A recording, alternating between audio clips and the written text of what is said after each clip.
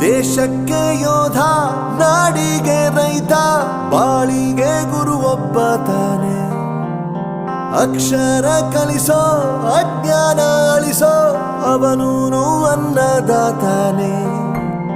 ತಪ್ಪು ಸರಿಯ ತಿದ್ದಿ ತಿಳಿ ಹೇಳಿ ಸಮಬುದ್ಧಿ, ನಮ್ಮ ಚಿತ್ತ ಶುದ್ಧಿಯಾಗೋ ಹಾದಿ. ಎಷ್ಟೇ ದೂರ ಹೋದ್ರೂ ಮರಿಬೇಡ ನಿನ್ನ ಬೇರು, ನಿನ್ನ ಸಾಧನೆಗೆಲ್ಲ ಇದುವೇ ಆದಿ. ಪಾಠಶಾಲಾ